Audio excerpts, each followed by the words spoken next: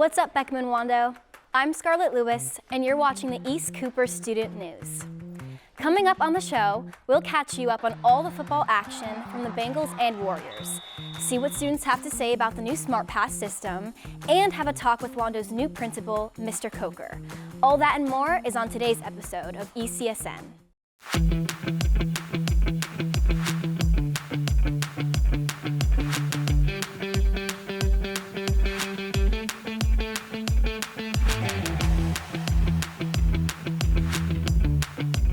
Thanks for watching ECSN. I'm Scarlett Lewis. This year was the second battle for Mount Pleasant between Lucy Beckham and Wando. Last year, Beckham won the first matchup, and ECSN sports reporter Andrew Peterwright joins us now to recap all the action on the field from the annual game. This year is the second year of the battle for Mount Pleasant. Last year was Lucy Beckham's first year with the varsity team, and the first year of a new rivalry. In that game, the Bengals won 8-6. There wasn't a lot of offense for either team, with all the scoring coming from 4 field goals and safety. This year was a lot different for the Bengals. Let's head to District 2 Stadium. District 2 Stadium is hosting the second year of the Wando-Beckham rivalry. Bengals are the home team. First quarter, 5 minutes left.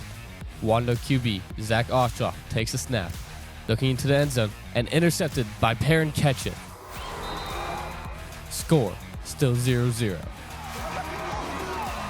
The same drive, after the interception, Bengals QB Chalmers Ballard takes the snap, looking into end zone and finding Bryce Rothworth. Bengals up 8-0 after the 2-point conversion. Second quarter, Charles Bird gets the handoff, splitting the Warriors defense and snagging a touchdown for the Bengals. 15-0 Bengals. Early in the second half, Beckham in control of the game. Ballard hands the ball to Stephen Sayers, running the ball into the end zone. Starting off the second half strong, 36-0. Bengals go on to win 43-0. Lucy Beckham claims the title for the Battle of Mount Pleasant.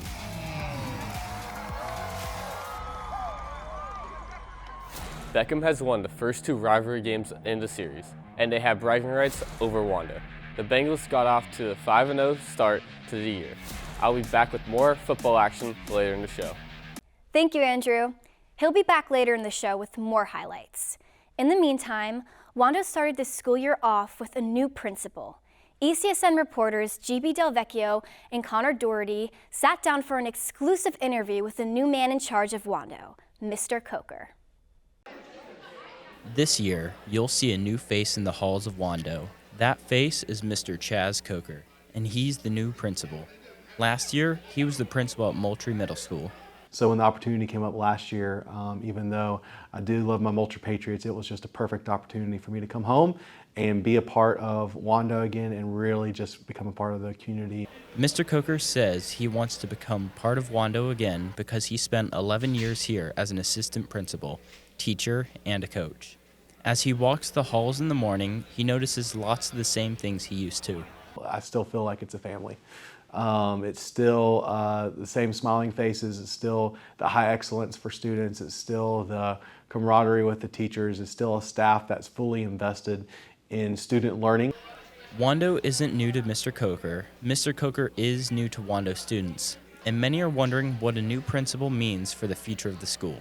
Continue to engage the student body, working with student council and other various student groups to figure out exactly what you guys want to do. And that would make student life here fun for you guys. That would help it increase school spirit and get you engaged with the school and the community. So that's really my plan is I can come up here and come up with 1,000 different ideas, but it's not going to do any good if it's nothing that you want to do. While Coker says he wants to engage the student body to figure out where he thinks the culture of the school should go, he says he's already trying to set an example for what he thinks Wando should be. Kind of looking at 3 different things. First one is being friendly. So I'm going to try to be as friendly as possible. So I would love for everyone, I said I would love for Wando to have the reputation to be in the friendliest campus in the state. 2 is to have fun. As we were talking about, engaging different student groups into talking about what are some things that you want to do, what are some exciting activities you would like to see, And then the last one is being a fan. All you guys doing such incredible things, whether it's from drama to chorus to band to athletics to mock trial, like to everything I can think of, that you guys do such incredible things. And we need to show up for one another, and I plan to show up for you guys. Being a fan is just one of the ways Mr. Coker plans to energize Wando, but he knows it's not going to be easy, especially if students don't know who he is. Please don't be afraid if you see me in the hallway, the student, adult member I like, come up and say, hey, start a conversation. I would love to hear where you're going, what you're doing, what classes you're taking, how I can help you get to where you want to go in the future. Helping current students figure out a good future after high school is how our new principal plans to solidify a strong future for Wando as a whole. Reporting for ECSN, I'm Connor Doherty. Thanks, Connor.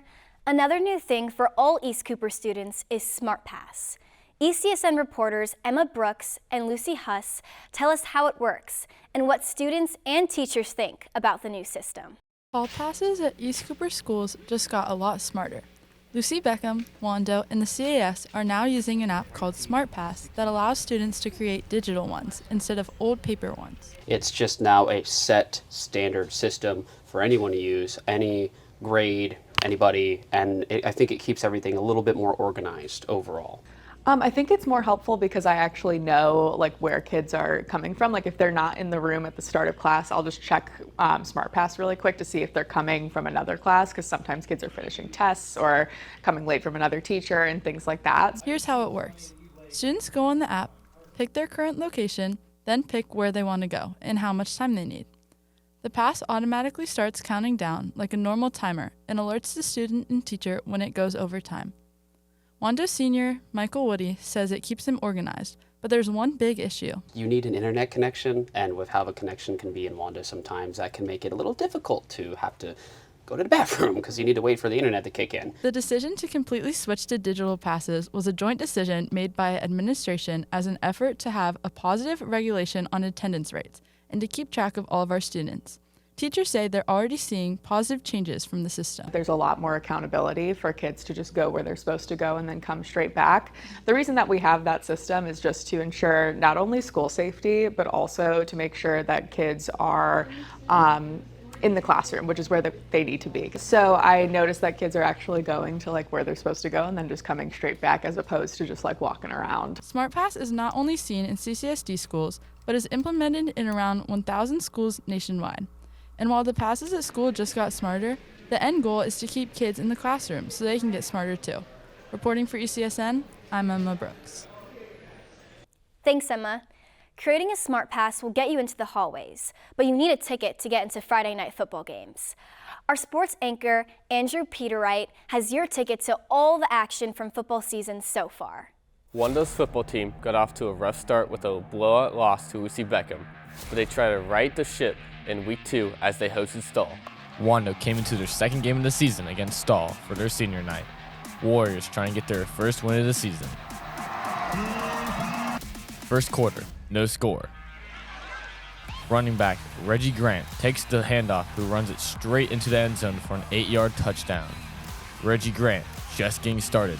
Warriors up 7-0. Later in the first, Stahl snaps the ball and the QB scrambles. Jameson Bell beats the O-line and gets the sack. Warriors defense not done yet. The very next play, Stahl bobbles the ball and scrambles once again. Wando gets a sack, forcing a safety. 9-0, the Warriors. Less than 10 minutes left in the second. Wando up 23-0. Zach Oshlock takes the snap, who splits Stahl's defense for the easy touchdown. Grant had 3 touchdowns in the game in the first half alone. Late in the first half, Wando's still coasting. Backup QB Harris Stone looks up the field and finds Max Roton on the crossing route.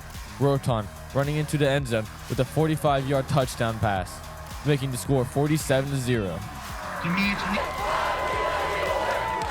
Wando's second game of the season also became their first win, with a final score of 55-0. After starting 1-1, the Warriors had their biggest test of the season. ECSN reporter Gracie Sands brings us the action from District 2 Stadium as the top-ranked Somerville Green Wave came to town. Wando's hosting Somerville. Somerville is the #1 team in the state. First quarter no score, Reggie Grant takes the handoff, finds a hole, and splits the defense for a long run, putting Wando in a good scoring position. Very next play, Jaheim Watson carries it up the middle for a short touchdown. This puts Wando up 6-0 after that missed extra point. Second quarter, Somerville with the ball. Jaden Cummings drops back, can't find anyone open, and scrambles for the score. Somerville takes a 14-6 lead, and they're not looking back. Late in the game, Wando is down big with only 6 minutes to go. Michael Jenkins takes the pitch to the outside, cuts back, then finds a sideline and takes it all the way to the score. However, it wasn't enough as the Green Wave beat the Warriors 62-12. Thanks, Gracie. Wando starts region play tonight as they head to Cane Bay to take on the Cobras. Beckham will also start their region games tonight. The Bengals host May River tonight at the District 2 Stadium. We'll keep you updated on East Cooper sports throughout the year. Reporting for ECSN, I'm Andrew Peterwright. Thanks, Andrew. Homecoming weeks are right around the corner.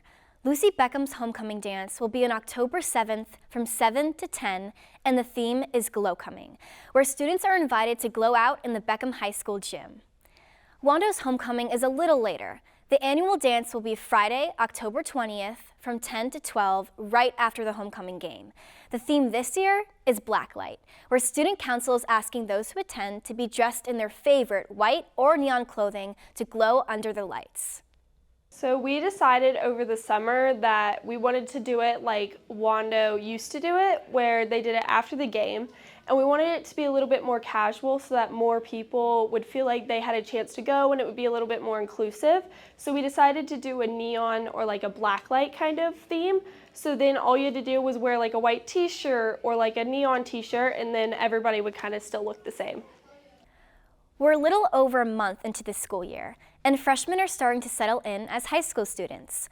On Friday morning, September 8th, freshmen all gathered at District 2 Stadium to enjoy the morning sunrise and to get excited for their start to high school.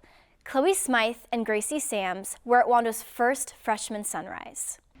On Friday, September 8th, Wando's class of 2027 gathered at District 2 Stadium to kick off their first year of high school and watch the sunrise. Freshman Macy Teakin attended this event and said it was a great way to start the year. I think it's a good way to kind of get everyone together and get everyone excited about high school. Freshmen that attended had donuts and then gathered on the football field to take a picture. This event gave them an opportunity to interact with their class and meet new people. Not every freshman attended, but more than 100 showed up to the event. My favorite part was probably taking the picture, because there's just everyone getting together. Even seniors like Amadea Friedal say it was a cool event for freshmen to take part in. So if these freshmen are coming in, meeting people at it, and then they're going to have a chance to go through the school year with friends, and I think that's great. The only thing that I'm upset about is the fact that I didn't get donuts out of it. But seniors will get their chance, and some food. Student Council will hold another event similar to Freshman Sunrise for seniors at the end of the year. And for me, I'll go and do senior sunrise or senior sunset with my friends that I met freshman year. In all, this new tradition allows new Warriors to come together to meet their classmates and experience the first of Student Council's many events, all while enjoying the sunrise before school. Reporting for ECSN, I'm Chloe Smythe. Thanks, Chloe. That's all for this week's show. If any of you have an announcement or story you'd like to share with us, please email our teacher, Mr. Fabiano. Thank you for watching. Signing off for ECSN, I'm Scarlett Lewis.